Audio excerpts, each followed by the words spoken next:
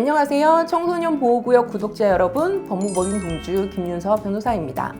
요즘 저희 청소년 연구센터에 들어오는 사건들을 보면 이전과는 다르게 학폭이 좀 더 교묘해지고 있다는 생각이 드네요. 대놓고 따돌리거나 욕하고 때리지 않아도 피해 학생에게 지속적으로 보이지 않는 폭력을 가하는 경우가 많은데요.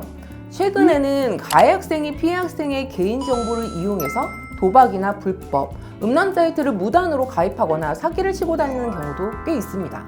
오늘은 도박하다 친구에게 돈을 빌린 행위, 이 행위도 학폭으로 처벌이 될 수 있을지에 대해서 살펴볼게요.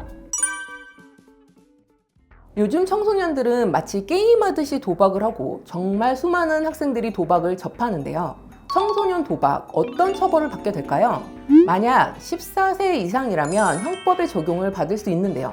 형법 제246조에 따르면 도박을 한 사람은 1천만 원 이하의 벌금에 처해집니다.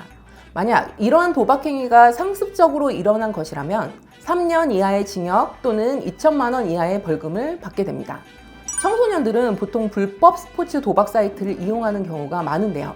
이 경우는 국민체육진흥법 제48조에 따라 처벌받기 때문에 5년 이하의 징역 또는 5천만 원 이하의 벌금으로 도박죄보다 더 중하게 처벌되기도 합니다.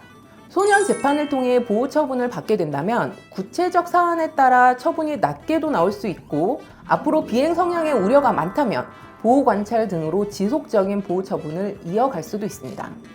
그러나 만약 상습적이고 사안이 심각하다면 혹은 제대로 대응하지 못했을 경우엔 당연히 형사처벌까지도 받을 수 있다는 점에서 참 무서운 범죄인 것 같아요. 그럼 도박하다 친구들에게 돈을 빌렸다면 이건 학폭일까요? 요즘 도박에 중독된 청소년들이 이른바 판돈을 더 구하기 위해서 친구들의 돈을 갈취해서 학폭 사안으로 번지는 경우가 많습니다. 만약 친한 친구들끼리 선뜻 그래 친한 사이니까 빌려줄게 이런 것이 아니라 친구야 돈 좀 빌려줄래? 야 맞고 줄래? 그냥 줄래? 이런 협박이 동반된 금전 요구였다면 학폭이 성립될 수 있습니다. 정황상 돈을 빌리기 위해 폭행 협박이 동반된 경우 혹은 빌려준 친구의 의사에 반해 이러한 행위가 일어난 경우에는 모두 학폭으로 징계 처분을 받을 수 있습니다. 해당 사안으로 학폭위가 열리면 사건의 심각도, 지속기간, 고의성, 가해 학생의 반성 및 화해 노력 등을 종합적으로 고려해서 처분 수위를 결정해요. 4호 사회봉사 조치부터는 생기부에 기록됩니다. 그래서 피해 학생 측과의 합의 등을 통해 낮은 처분을 받기 위해 노력해야 합니다. 그리고 이런 사안은 학폭 조치에서만 그치지 않을 수 있어요. 즉 형사적인 문제인 것으로 협박 등을 통해 타인의 금품을 빼앗았다면 공갈죄도 성립이 되는데요. 만약 만 14세 이상이라면 10년 이하의 징역 또는 2천만 원 이하의 벌금을 받게 될 수 있습니다. 만약에 가해 학생이 여러 명이라면 일반 공갈이 아닌 특수 공갈이 성립하고 1년 이상 15년 이하 징역을 받을 수도 있습니다. 처벌이 되게 무겁죠? 뿐만 아니라 요즘은 이렇게 직접적으로 돈을 뺏지 않고 피해 학생의 개인정보를 팔아서 돈을 버는, 그래서 간접적으로 이득을 취하는 경우도 있는데요. 최근에 저희 동주에 온 학생 중에서도 친구의 개인정보로 인증번호를 받아서 불법 업체에 판매한 케이스가 있었어요. 이런 경우는 정보통신망법 위반에 해당이 되고요.